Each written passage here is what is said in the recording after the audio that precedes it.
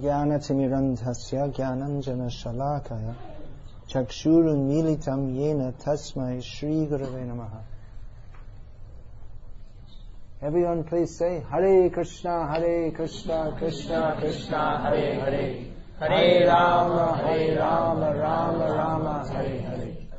Hare Krishna, Krishna Krishna, Hare Hare, Hare Rama, Rama Rama, Hare Hare. Hare Krishna, Krishna Krishna, Hare Hare, Hare Rama, Rama Rama, Hare Hare. Hare Krishna, Krishna, Hare Hare, Hare Rama, Rama Rama, Hare Hare. Hare Krishna, Krishna Krishna, Hare Hare, Hare Rama, Rama Rama, Hare Hare. Hare Krishna. So, I'll speak. Presumably you're all NRIs, is it? That phrase which is well known in India. NRI. Citizens of India. There are many countries in the world. How many of you have heard of Slovenia? Some, just for instance. Latvia? Yeah, you travel? You've heard of them, all right. They're just some of the places which Krishna sends me to. Mostly if I say, people in India ask me, where did you go? And I start to say Slovakia, Slovenia, Latvia. They haven't heard of these places. But more or less every educated person in the world has heard of India, because Aapke Bharat Mahan. It's a great country.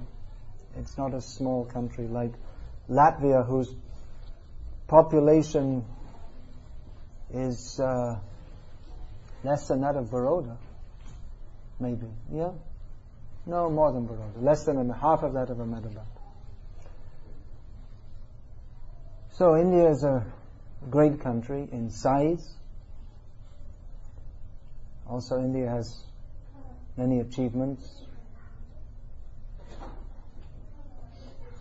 India, what should we say about India's achievements? In the Asian Games, they win the kabaddi competition, and their cricket team wins sometimes. And Indian products are exported all over the world. I remember as a child using a towel saying "Made in India," and I thought, oh, it's come a long way. We're using this.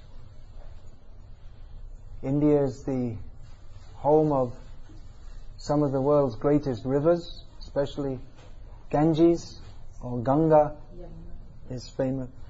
All over the world people know Ganga. Somehow they never heard of Jamuna until Prabhupada came and told them.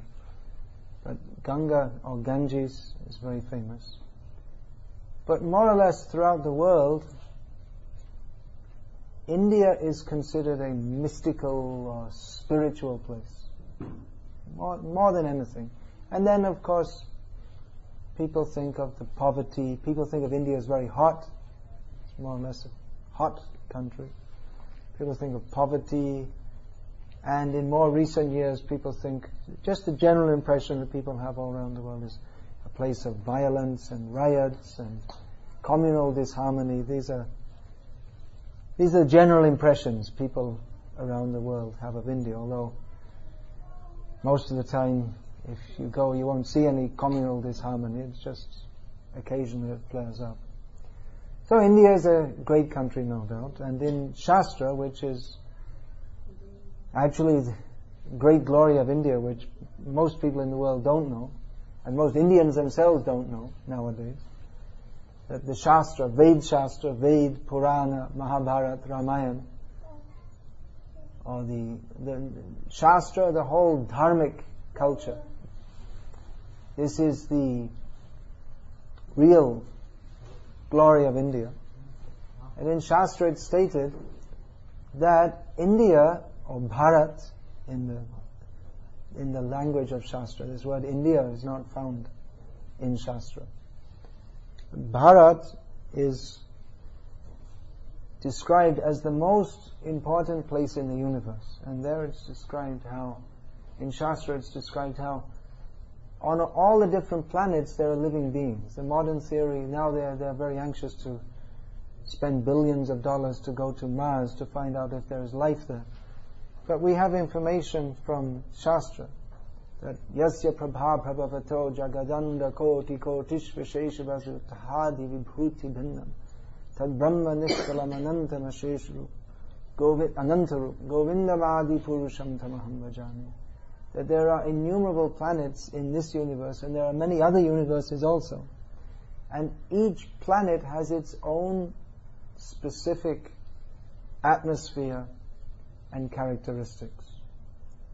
So that we, just like if some relative passes away, you put an advertisement in the newspaper, Swag Prapt, something like this. So what does that mean? They went to Swargaloka. Swargaloka is a planet in the universe where people who have acted very piously, which isn't very common in the modern age, they go there and they dance with apsaras, or they themselves become an apsara, and they drink somaras for quite a long time, and then they come back down to this earth and again go on with what they were doing. So Swargaloka, Gandharvaloka, Charanaloka, Siddhaloka, Narakaloka. That's also there are so many different planets, but this earth planet, which is called Bharatavarsha, not just the land from Kanyakumari to Kashmir, but the whole of this planet was previously called Bharatavarsha. But specifically, more particularly, that area from Kanyakumari to Kashmir, that is considered the most important in the universe, because it is the best place for spiritual realization, which is the actual purpose of life. The actual purpose of life is not to win the Asian Games Kabaddi contest, or even to beat Pakistan in cricket. The aim of life is to get free from all these illusions of thinking that such things could at all be important, and to understand our real spiritual purpose of life. So India's great glory is her spiritual life. Many persons such as myself have come from the Western countries to India, not for the chapatis, not for the dosa, and that's there also. Not for the chilies that you can get in the Western countries now also, mirchi. But for the spiritual culture. This is the particular symptom of Bharat that we will not find anywhere else to the same degree. The intense spiritual culture. And even many of the Westerners who came to India, they recognized that. Even they themselves are preaching Christianity, but they recognize that the spiritual culture of India is very deep and very vast. There was, later on, some of the missionaries, they made a campaign to blacken or to anti-propaganda against Indian religious culture. But the first people who came were impressed that everybody is so religious. And even today we find that that despite so much propaganda, beginning practically from Vivekananda, who was supposed to be religious, but he said many things which were actually, they cut at the roots of dharma and bhakti, just like saying Manava Seva is Madhava Seva. So then the idea that we should serve Madhav became turned into some idea just to do welfare work for human beings. The essence of who is Madhav, who is the Supreme Person, that became lost by considering an ordinary person as Daridra Narayan. So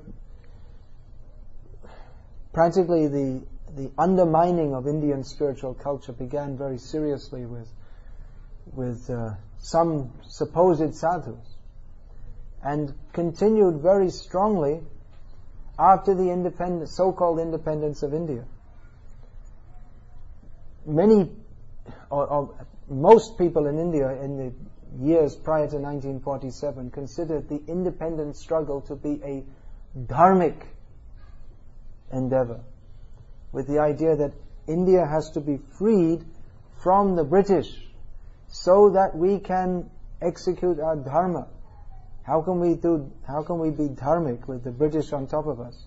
That's how it was presented by the Congress movement, by Swarajya movement. Because if they'd presented it, the Swaraj struggle, to be simply political, no one would have been interested.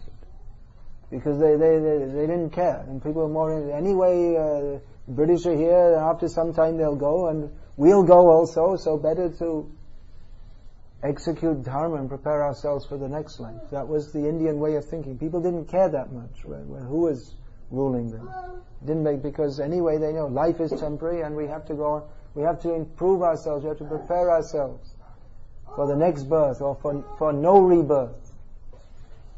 So they presented it that this is a religious struggle, and people were thinking that after Indian independence that cow slaughter will be stopped and all the dharma will be promoted. But instead, the first Prime Minister of India, he did a complete turnaround and said that India's problem is that we've had too much religion. And the temples of modern India will be the factories and dams and engineering projects. So, in this way, India became very materialistic, more and more. But even as I was saying, the first Christians who went there, they were astonished to find how deeply religious people were. Even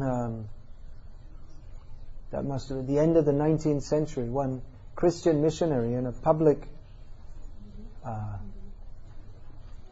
address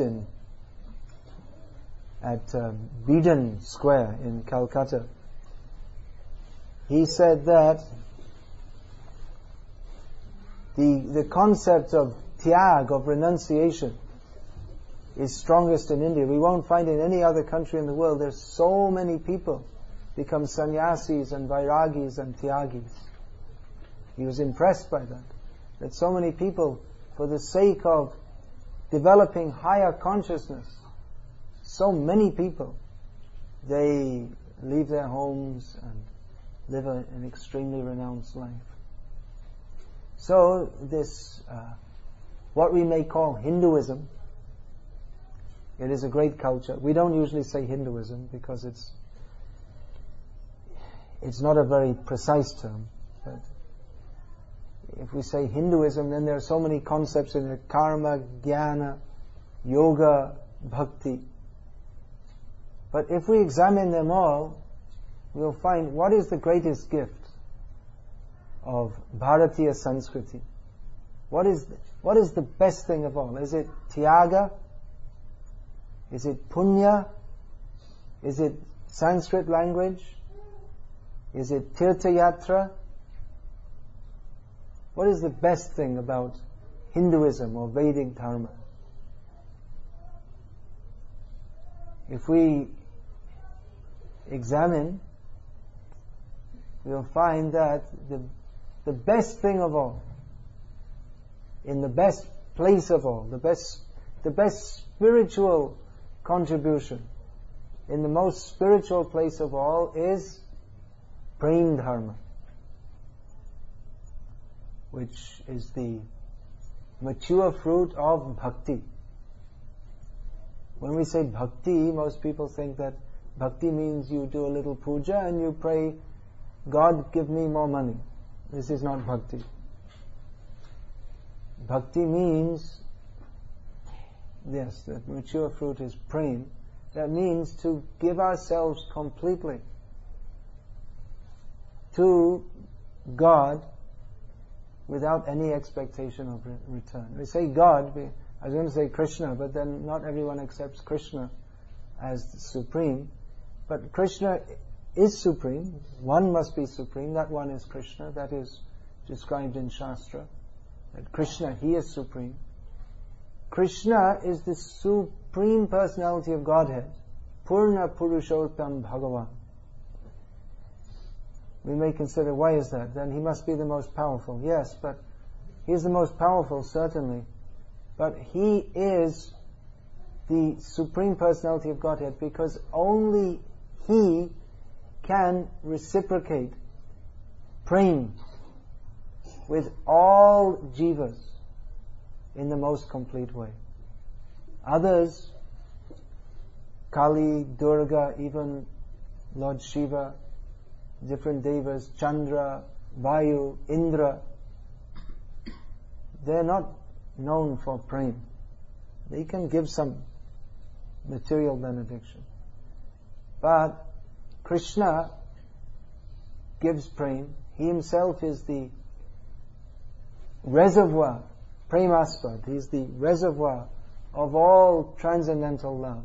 And he can perfectly reciprocate that with everyone. And this is actually what everyone wants. People are praying for different things. Win 1 million dirhams or dollars or whatever.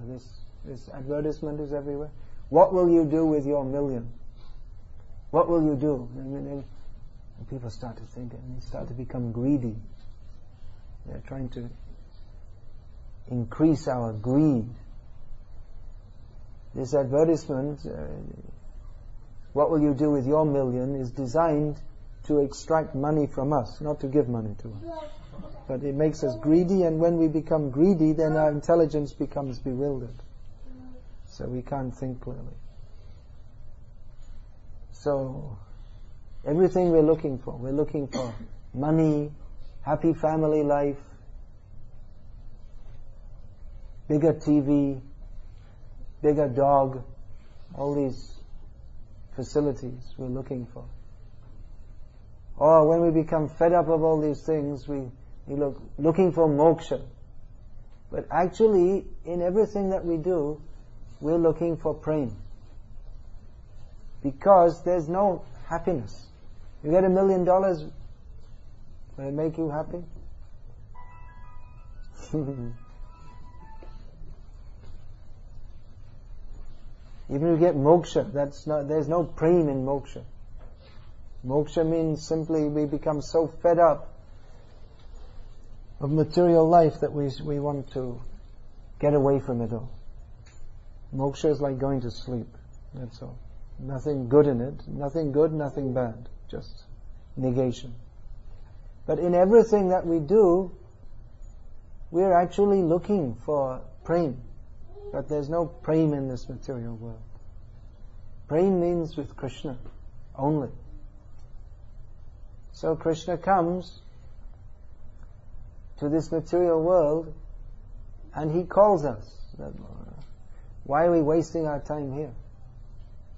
Even there are so many Gyanis, Vairagis, so many spiritually minded people. But unless they attain prema, then simply to be a tyagi, there's no great benefit. It means that one has seen this material world, everything in it is of no real consequence. But simply to give up the endeavor to enjoy this material world, that is not the perfection. The perfection is to find out where is that actual prema that our heart hankers for. But we're so far removed from that instead of what our real heart's desire is, which is love of Krishna, we're so far away from that we think, I need 1 million dirhams, or $1 million, or a new car, or a new apartment, or this, or that, or something, or I have to go to Swargaloka. So many desires. Hoya Maya das kari nana abhilash. When we become the servant of Maya, we have so many desires. But if we go to Krishna, we'll find that place where instead of running all over the world, looking for this, looking for that, desiring this, desiring that, we just go to Krishna. Then we'll be fully satisfied. But we are thinking of so many other things. We don't even know what we really want. Because we don't know what we want, therefore the advertisements can attract us. get this, get that, and you think, oh, maybe I need this, maybe I need that, I need a new car, I need a new house, I need this, I need that, I need perfume, I need gold, I need roses, I need so many things. But what is the thing that we really need to satisfy our heart? That is prem. And that is possible with Krishna. Prem means love of Krishna. Krishna prem. So there are many rishis, many pracharaks, many sadhus, many yogis, many saintly persons. And in the modern age, there are many cheaters also, dressed as yogis, sadhus, swamis, pracharaks, yogis. Actually, in the modern age, there are more cheaters, unfortunately. But if we examine neutrally, then we will find that love of Krishna, or actual love, that is our real need. And therefore, Krishna Chaitanya Mahaprabhu, who is Krishna, who has come again as his devotee to tell us who is Krishna and how to love Krishna. He is the best well-wisher of all of us. Namo Mahavadanyaya Krishna Prema Pradayate Krishnaya Krishna Chaitanya Namne Gora Tushe Namaha. That same Krishna who came at the end of Dwarapa Yuga came again in golden form in this Kali Yuga and showed us what we really need, what we really want, which is love of Krishna, and how to achieve that, how to attain love of Krishna very easily by chanting the Hare Krishna mantra. Hare Krishna, Hare Krishna, Krishna Krishna, Hare Hare, Hare Rama, Rama Rama, Hare Hare. So by chanting Hare Krishna, calling out to Krishna, we can jump over the achievements of the Tyagis and the Yogis. There's no need, actually, to become a great renunciate. That is good. To become a renunciate is vairagi, to give up the attempt to enjoy this material world. That is very good. But even better is to chant the holy names of Krishna, understanding that our real relationship is with Krishna. And simply to renounce this world is not an achievement in itself. Actually, we can't renounce it, because it doesn't belong to us. If we try to renounce this world, that means we are thinking it belongs to me, but it doesn't belong to us. Everything belongs to Krishna. So if we can understand this, then we can live in any situation in this world, whether rich or poor or in between, whatever. According to our prarabdha karma, we are in different situations. Someone is rich, someone is poor, someone is healthy, someone is unhealthy, whatever. But having attained this rare human form of life, we should utilize that to find out what is the actual purpose of life. That is the special prerogative of birth in India. Any place in the world, everyone should think, what is the purpose of life? But especially this search for the transcendental has always been prominent in India. And Chaitanya Mahaprabhu came to give us the topmost method of God realization, the topmost achievement, the topmost spiritual achievement, which is love of Krishna. He gave it very easily by chanting the holy names. So by chanting the holy names of Krishna and following some simple rules of pure life, sadhacha, which previously in most families in India, these rules they weren't even rules. It was just like does anyone have a rule in your family that you should eat? Is there any rule? No, you just do it naturally, isn't it? So similarly, these rules of sadachar, no eating of meat, fish, eggs, all these things. That wasn't a rule. That was everyone was doing. They never considered. But they never considered doing otherwise. But now different propaganda, vegetarian eggs and all this kind of thing. So people have changed. But otherwise, people in India, when tea was first introduced, people didn't like to take. They thought, this is sinful.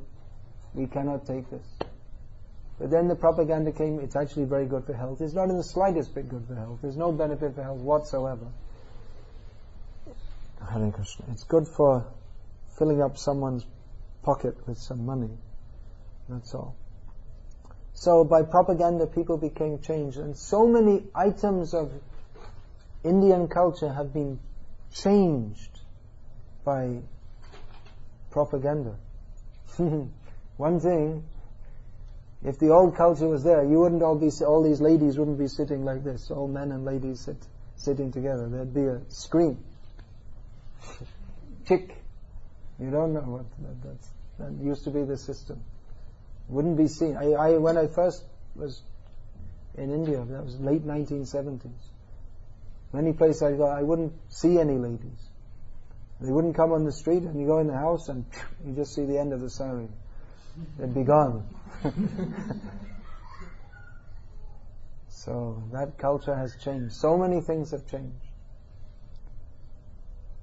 And it may not be possible to bring back that old culture in its full extent.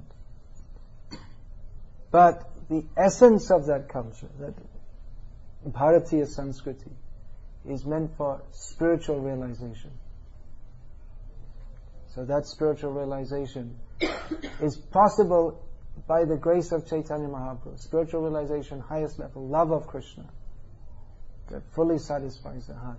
That is possible by chanting the Hare Krishna mantra. That is especially needed in this age when the culture is destroyed in all other ways. But by chanting Hare Krishna, we develop love of Krishna, which is the topmost perfection of life. Is that correct? Yes. You finding that out? No. That's your humility.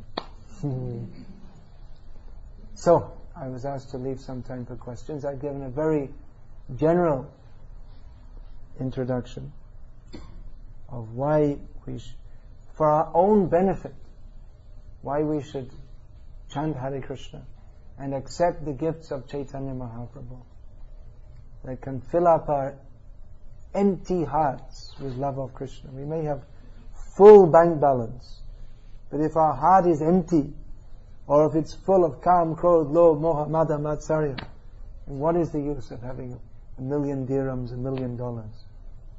Better to have nothing in the bank, but full heart, overflowing. That is Chaitanya Mahaprabhu's gift. Or you can have both also. If by prarabdha karma phal you have this kind of situation, is considered somewhat better than most. To live somewhere perched in midair with no, like a bird or something, with no land. It's only rented, I believe, is it? No ownership rights. But this is considered better. So, alright, if you consider it better, you can stay. We're not going to throw you out. Nor do we have any right to throw you out. But please chant Hare Krishna. So, I was asked to leave time for questions. That time has come. We've been, Hare Krishna, we've been attending various sessions here, and I remember the previous time one of our Prabhus had come in here.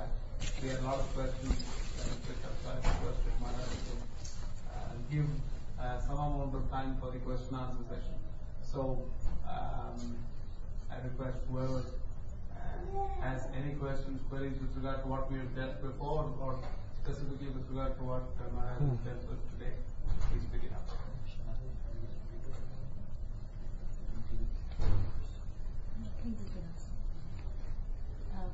Forgive me. All glories to Srila Prabhupada. All glories to Srila Prabhupada. Hare Krishna. The question is like, we're all quite new to Krishna consciousness. So we have, it's not very clear like what is the spiritual world and what is material world. We're all lost. How does this happen? Because since our imagination is very closed, we can't think about how or where are we heading to a spiritual world. What do we get there in the spiritual world? Is it the relationships like husband and wife still possible? Yeah, husband and wife can chant Hare Krishna and go to Krishna together. Yeah, the main thing is relationship. Loving relationship. When you got married, what did you hope for most of all? Live happily with one to live happily with your husband. Yeah. So, in this material world, unfortunately, the loving relationships are limited at best. Because even if we have a loving relationship with our spouse, which is more and more uncommon in the modern age, because everyone is being trained in selfishness. So instead of the husband thinking how I can benefit the wife, and the wife thinking how I can benefit the husband, everyone's thinking how I can get the most out of everyone else, and then no one's happy. So even if we do have a very nice relationship with our spouse, that is limited by time. It will be broken. But the relationship with Krishna and with all the other inhabitants of the spiritual world is full and complete, beyond our imagination, and is not limited by time because there's no death. So, it's good to love your husband. We're not saying not to do so. But we should know that real love is, the central point of that should be love of Krishna. If we make the center of our love how much money we have, or how big an apartment we have, then that relationship is very fragile because it's based on selfishness. So in the traditional Indian culture, or rather that is which is Shastra based, the wife is called Sahadharmini, Dharma Patni, with the idea that husband and wife, their relationship is not based on, will you take me to Singapore for a holiday? But the relationship is based on daily executing all activities for the sake of dharma. That makes a very strong bond. And param dharma is prem dharma, Krishna Bhakti. So yes, husband, wife, children, a whole apartment can go back to Kolkata. The whole of Dubai, everyone, the whole world.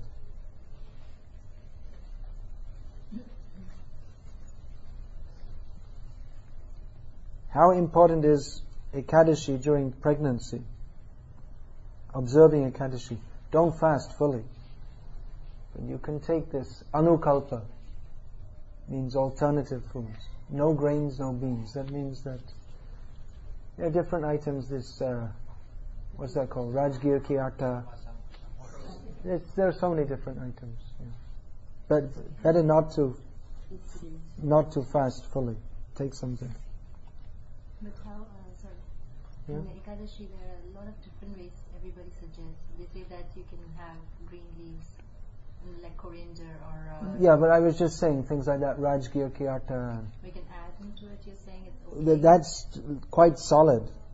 So, pregnant ladies need to take some more nourishing food than just some leaves. No, I mean, you can add those leaves in it, because I've heard that you're not supposed to add anything. You're not supposed to add Many people say many things, but the main thing, we shouldn't take grains or beans, and we should offer everything to Krishna. Vegetables, everything is okay? Vegetables, yeah. What is the aim of life? That's a very good question. Who asked this question? I was present, it must have been 1976, I think, when Prabhupada in London, he was asked this question in a darshan by Mike Robinson of the London Broadcasting Service or something like that, some radio company. And I was very surprised by Prabhupada's answer. Prabhupada said, the aim of life is to enjoy.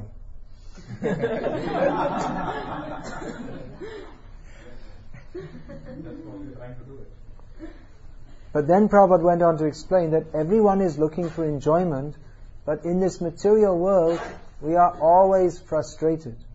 But the fact that we're always looking for enjoyment suggests that it is the aim of life. But that we're always frustrated means that we don't know how to enjoy. So Prabhupada came to the Western world to teach us how to enjoy. How can we enjoy? By stopping thinking how I can enjoy and thinking how to make him enjoy. He's already enjoying, but we just have to join the group of those who are serving him to make him enjoy, and then automatically we enjoy. We're trying to enjoy in the wrong way. So that's a roundabout way of saying that the aim of life is to serve Krishna. We will be happy. Why was this world created? Hare Krishna.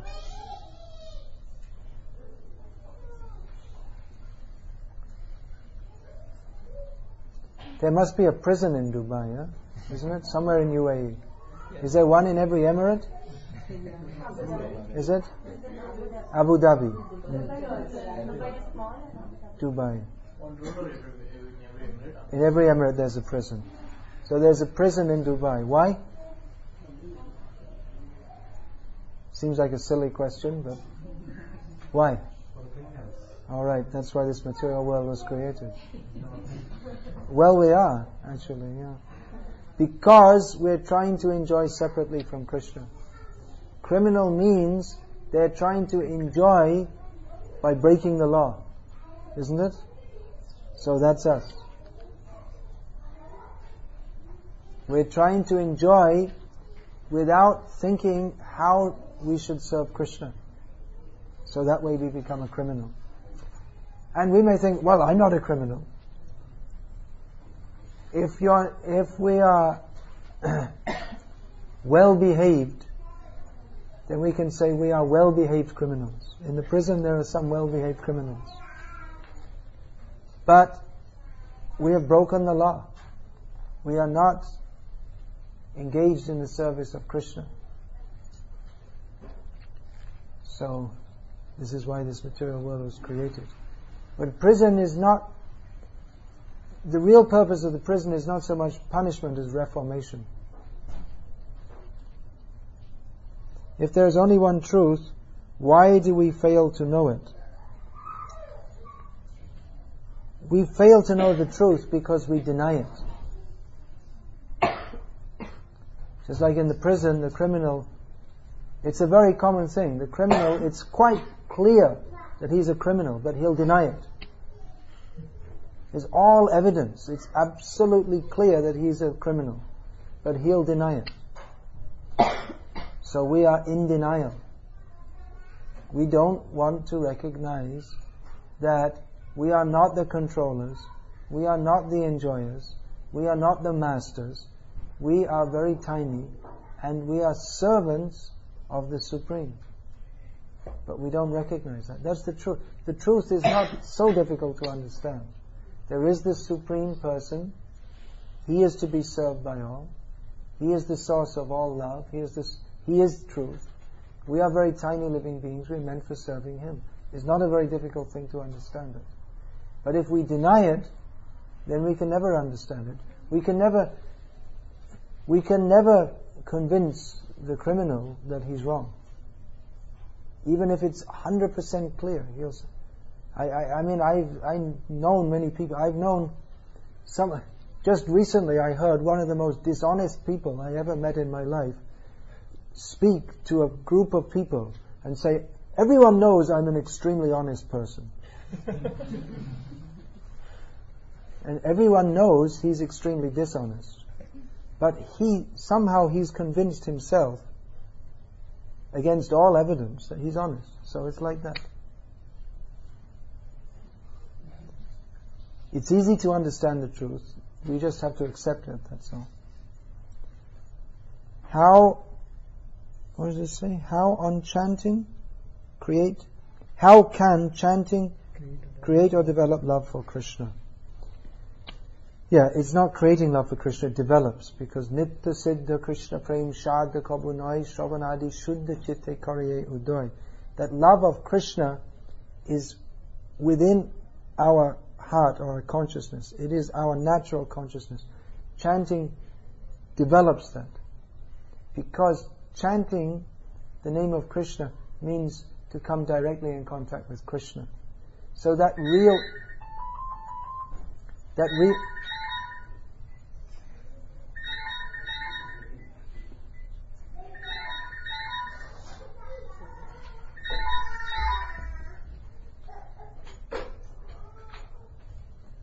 reawakens our memory of Krishna. It's like amnesia. If someone gets in a car crash and they bang their head and they wake up and they forget everything, and his wife is standing there and say, "Oh, I'm so happy to see you."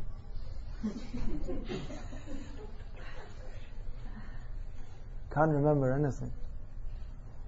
Well, usually if wife comes, someone very close, then they'll remember. But if he's just in the hospital and there's nothing to remind him of his identity, there's all nurses around him, he doesn't know them, he may completely forget who I am. But then you have to remind him, you see, this is your name, this is your job, this is your father. Do you remember so many years ago, this happened, that happened? Gradually remind him and the memory comes. So chanting Hare Krishna is like that. It's our natural propensity to love Krishna, but we've forgotten. So chanting Hare Krishna reminds us of Krishna. How to balance when our husbands do not believe in Krishna and we deeply want to, but we do not want to disturb our life with our husband and family. This is quite a complex situation. It's not uncommon. One has to be very tolerant. But everyone's situation is... This situation is not uncommon, but each person in that situation, it's their own specific situation. It's a little different in every case. So, basically one should be very tolerant, but exactly how to handle this situation in your own case, better to discuss in detail your situation with some more mature married couple devotees who can give advice relevant to your particular situation. Please do.